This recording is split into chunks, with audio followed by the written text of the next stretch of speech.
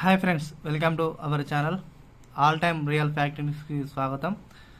మన channel first time చూస్తున్నారో ఎవరైతే ఉన్నారో ప్రతి ఒక్కరు సబ్స్క్రైబ్ చేసుకోండి. ఇందిరా మిల్లులకు సంబంధించి ఒక కీలక అప్డేట్ అయితే రావడం జరిగింది.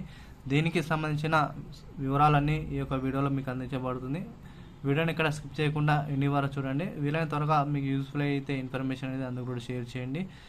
అదేవిధంగా వీడియో చూస్తున్న వెంబడే ప్రతి ఒక్కరు లైక్ కొట్టండి, సబ్స్క్రైబ్ చేసుకోండి. బెల్ ఐకాన్ గంటను ఆన్లో పెట్టుకోవడం వలన మన ఛానల్లో ఏదైతే వీడియో పెడతామో మీకైతే నోటిఫికేషన్ రూపంలో రావడం జరుగుతుంది. కాబట్టి తద్వారా మీరైతే ఇన్ఫర్మేషన్ అనేది మీరు తెలుసుకోగలరు. లేట్ చేయకుండా వివరాలకు వెళ్ళిపోయినట్లయితే, ఇందిరమ్మ ఇండ్లకు ప్రతి సోమవారం నిధులు. అదేవిధంగా జూన్ 2న 1,00,000 ఇండ్లకు పట్టాలు. ఇందిరమ్మ ఇండ్లకు సంబంధించి ఏదైతే దాదాపు 72,000 ఇండ్లను మంజూరు చేశారో, మనకు నియోజకవర్గానికి సంబంధించి దాదాపు 3,500 ఇండ్ల చొప్పున అయితే ఇందిరమ్మ ఇళ్ళని అయితే శాంక్షన్ చేస్తామని అయితే మనకు అధికారికంగా ప్రకటన అయితే చెప్పడం జరిగింది.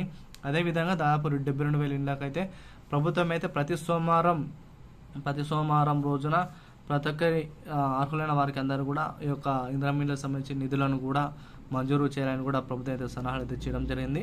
విడతల వారీగా 4 విడతల్లో ఈ యొక్క డబ్బులు అనేది వారి ఖాతాలో దళారుల చేతిలో వెళ్లకుండా అర్హులైన వారికి మాత్రమే ఈ యొక్క ఇందిరమ్మ ఇండ్లకు సంబంధించి నిధులు అనేది వెళ్ళాలని కూడా పేర్కొనడం జరిగింది. దాదాపు 5,364 ఇండ్లకు గాను దాదాపు 53.64 కోట్ల నిధులని ప్రభుత్వం అయితే విడుదల చేయడం జరిగింది.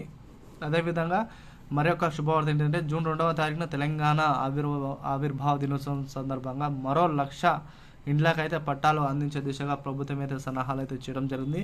చాలా వరకు L1, L2, L3, L4 ఇలా 4 కేటగిరీ కింద ఇందిరమ్మ ఇండ్లను అయితే శాంక్షన్ చేయడం జరిగింది. మొదటగా L1 కేటగిరీ కింద, L2 కేటగిరీ కింద ప్రస్తుతానికి అయితే ఇండ్లు అయితే ఇవ్వడం జరిగింది. జూన్ 2వ తారీఖు నుంచి ఇక చివరిగా L3, L4 కేటగిరీ కింద ఇందిరమ్మ ఇండ్లకైతే పట్టాలు అయితే ఇచ్చేయొచ్చిన ప్రభుత్వం అయితే ఆలోచన చేస్తూ ఉన్నది.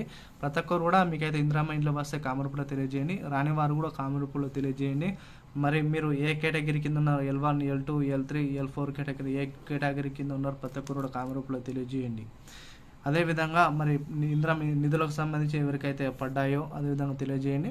అదేవిధంగా ఇందిరమ్మ ఇళ్ళకు సంబంధించి వారి యొక్క కొంత కొలత అనేది అయితే పేర్కొనడం జరిగింది. మీరు ఈ విధంగానే ఇల్లు కట్టుకోవాలి, ఈ కొలతల ద్వారా ఇల్లు కట్టుకోవాలి అని చాలామంది కూడా పేర్కొనడం జరిగింది.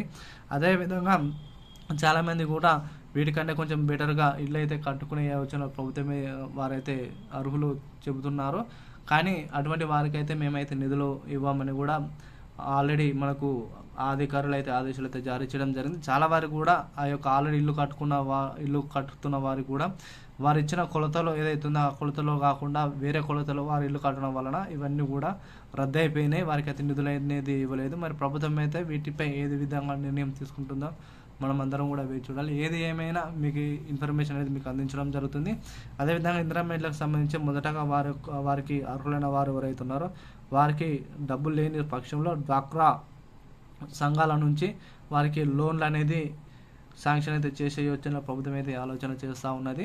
కాబట్టి ప్రతి ఒక్కరు కూడా ఇటువంటి తాజా సమాచారం వీలైన త్వరగా వీడియోని కూడా అందరూ కూడా షేర్ చేయండి.